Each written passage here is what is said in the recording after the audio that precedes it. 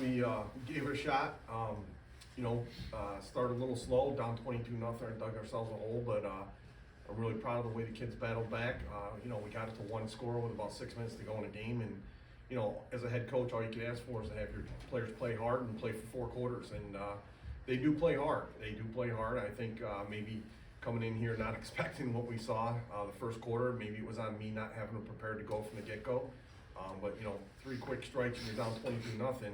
I give our kids a lot of credit for hanging with that team. I think University of Montana football is pretty damn good, and I think they got a great shot at winning the national championship. But I'm proud of my team, and again, a couple plays here or there, maybe we tie the game there at the end. But when you play great teams, you got to be good yourselves, and you got to play great. And we had some mistakes early in the game, and at the end, we blew a coverage, and next thing you know, we're down 2 scores. So all I can say is that my kids played hard. They'll continue to play hard, and that's the standard at Sacred Heart. I'm very proud of the way they battled back and hung around with them.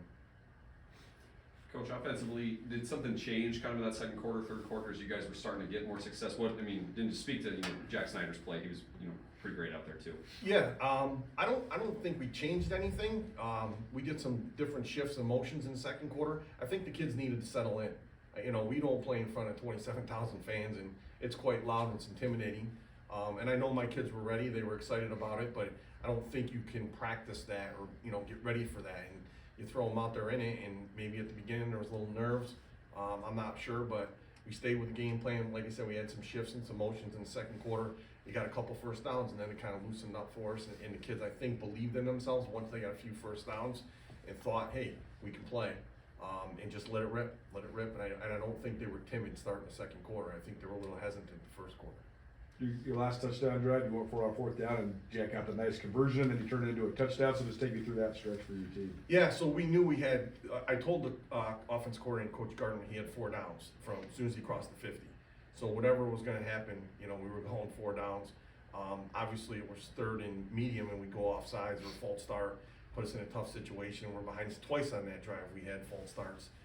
That's probably because of the crowd and the loud. If they were here, but Jack keeps his poise, and he hit Peyton on a seam route and got us right back in the game. And that's what you want from your quarterback. You want a gamer, and Jack is a football guy. He truly loves the game. He studies it. He doesn't play because he's good. He loves the game of football, and he does everything he can to put us in a great situation. And the kid will battle to the very end. The 2 shot plays that Montana hit, then after that, what happened on both of those 2 long plays? Both were blown coverages. The last one, we had a quarters in our corner. Obviously he didn't make the play, but maybe kind of fell asleep, or they lulled us asleep thinking that they were going to run the ball and try and run the clock out, and they ran a post off the play action and kind of hit us over the top. The one where number 6 came down the sidelines, I think they ran that play in the second quarter and scored a touchdown on it as well. We were supposed to have a person carry the wheel and wasn't able to do that. But like I said, they're good. They're a very good team. I think they're outstanding offensively. The quarterback makes that whole program and their offense go, and that kid was on in the first half. I think he was 21 and 27 at halftime. There's a reason why they're ranked number 4th in the country. Talking about their quarterback, just what type of problems does he present for your defense? Run pass option, as you can see when he's sprinting out, and then he's got the ability to run it, or he can throw it, and twice or 3 times he threw that to number 6 on a wheel route where he would have the option to go both ways, and he's pretty accurate and throws a good ball. They're just good. They're a well-oiled machine, and they've done a great job here. And the tradition, he's living up to it. While the offense was kind of getting going in the third quarter, the defense also came up with a couple punts to kind of help bridge that gap. Just what were you seeing, and what do you think kind of helped get those stops on defense? In the first half, we were talking at halftime. I think we were getting the calls in late because they were going fast. And not that we weren't ready, but we were getting the calls in and they weren't echoing on both sides. So we were kind of misaligned or weren't ready to play. As soon as we got that settled down a little bit, and they weren't in the hurry-up mode so much in the third quarter, but when they were going fast, we were having a hard time getting aligned and getting ready to play. So those are things we got to fix, and myself as a coach, that have my kids ready to play and get the call on both sides. So if you do go hurry up and it is loud, we're ready to go. You guys competed well in the line of scrimmage, both sides of the ball.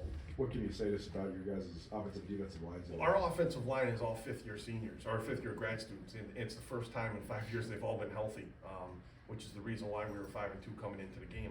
I firmly believe that when you have guys that are older, that have been playing together for 5 years and they're all healthy at the same time, you got a great experience. And let's not forget, you're a grad student, so they're probably 23 or 22 years old. It's really hard for a freshman or a redshirt freshman to play on the offensive and defensive line, and my kids up front on the offensive line are older, they've been around each other, and they're healthy.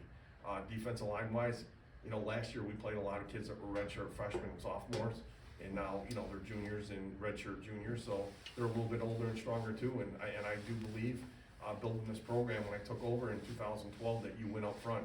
If you're good up front on both sides of the ball, you got a fighting chance. And I still believe you build a team from the inside out. If you're good on the O-line and D-line and your quarterback solid, you got a great chance of having a successful season. And Montana got 4 sacks, which we haven't seen that too much from them. So what did you see out there, why they were able to get home to your quarterback like that? You know, I mean, defense is all about running to the ball and being, you know, physical. And obviously, I don't think any of our guys blew an assignment, but I'd have to go back and look.